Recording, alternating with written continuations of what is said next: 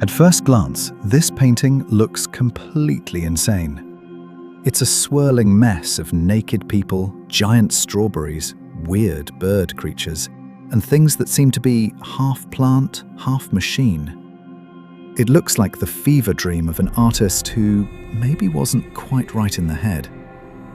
But if you think this is just chaos, random weirdness thrown onto a panel to shock people, you're actually missing the entire point. This was painted over 500 years ago by Hieronymus Bosch, and nothing here is an accident.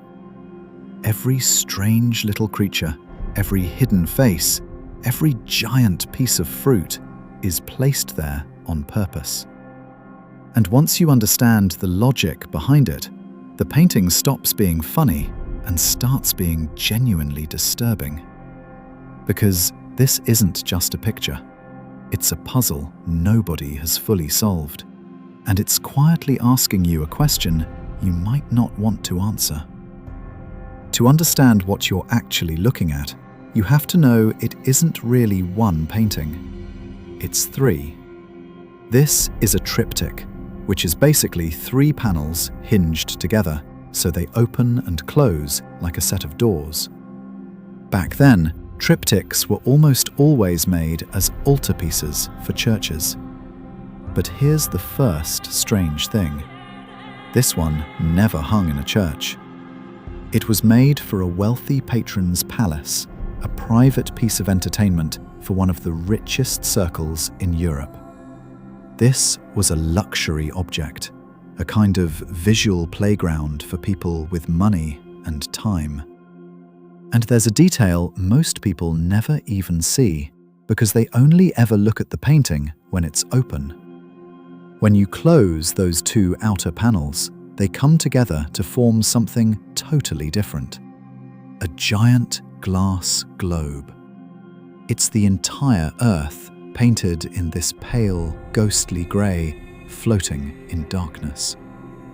And way up in the corner, tiny and distant, sits God, holding a book, watching over his brand new creation. It's the calm before everything goes wrong. So let's open it up. Open the left panel and we start at the very beginning.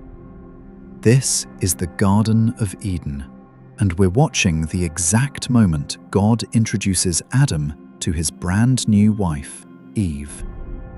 But look closely at God. He's young. In fact, he's so young that he looks a lot more like Christ than the old bearded figure we usually picture. He takes Eve gently by the arm and presents her to Adam, who's just waking up. And here's a detail people miss. Some art historians point to faint touches of pink on Adam's cheeks. He's flushed. He's already filled with desire.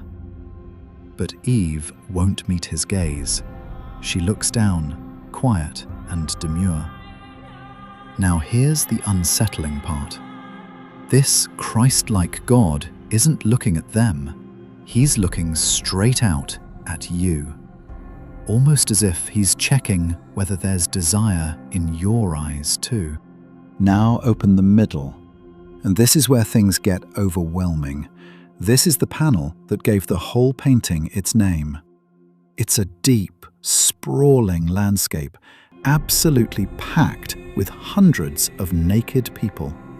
They're frolicking, climbing, floating in water, eating giant fruit, riding oversized birds, crawling through strange structures that seem to be part plant, part crystal, part living thing.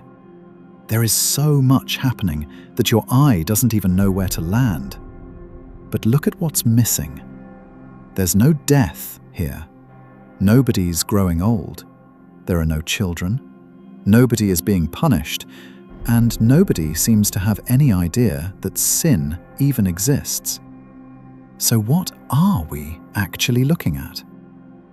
One of the most fascinating theories is that this is an alternate reality, a what if. What if Adam and Eve had never eaten the apple? What if they'd stayed innocent and simply filled the world with more people living in endless pleasure. What if this is that world playing out in Bosch's imagination? But before you get too comfortable, remember who was looking at this.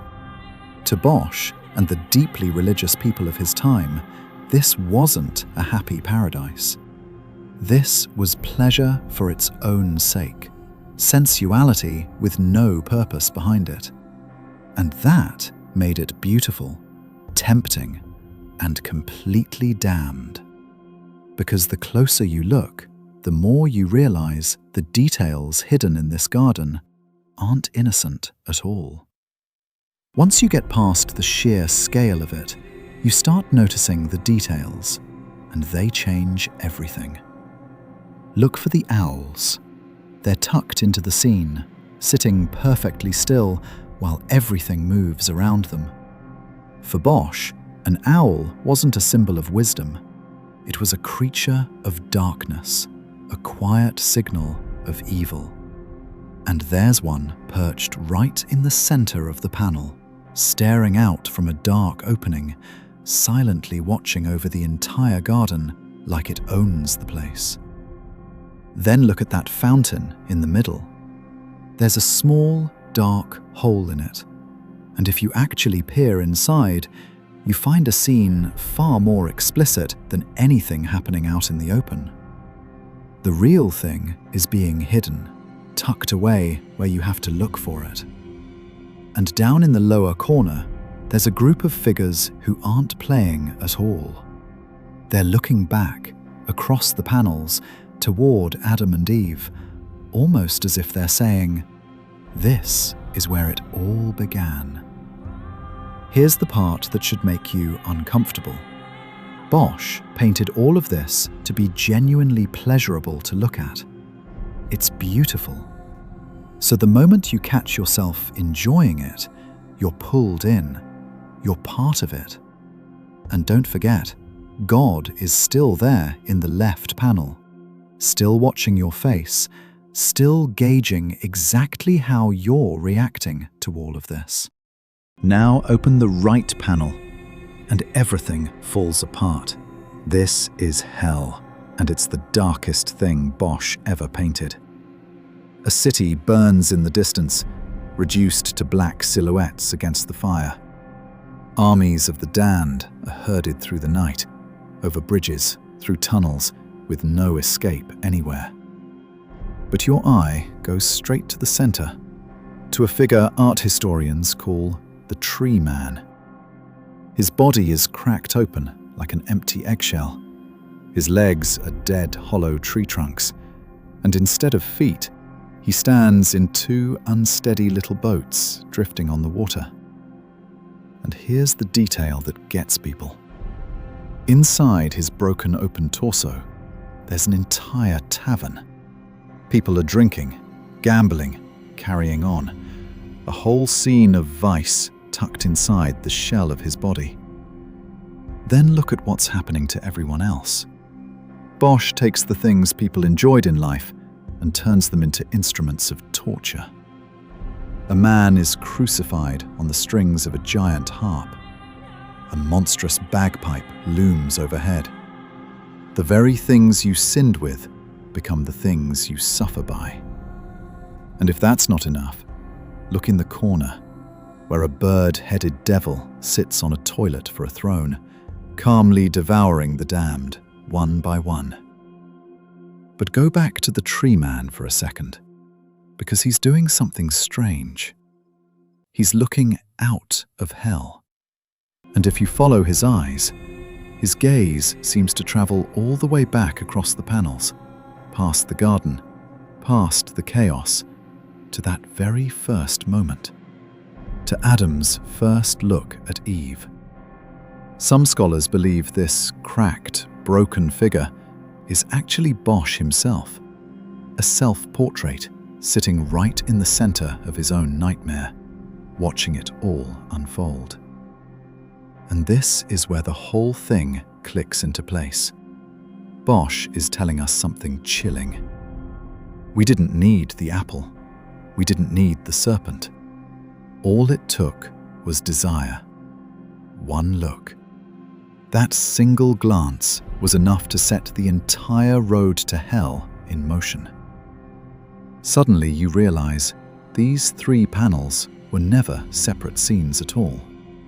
Heaven, earth, and hell aren't 3 different stories. They're one unbroken chain, one long fall, starting from a single moment of wanting something you were told not to want. We like to think we're the sane ones here. We stand in front of this painting, safe on the other side of the glass, looking at the madness. But that's the trick. Bosch built this whole thing so the madness looks right back at us. The naked crowds, the giant fruit, the pleasures that turn into torture. All of it starts with the same thing that runs our lives too. Wanting, looking, being pulled toward the shiny, tempting things right in front of us. And this whole time, from that very first panel, God has been watching, quietly gauging our reaction to all of it. So Hieronymus Bosch didn't just paint a strange world 500 years ago. He painted the moment we get pulled in. The panels are still open. God is still watching. And the only question left is the one the painting has been asking you all along. Which panel are you standing in?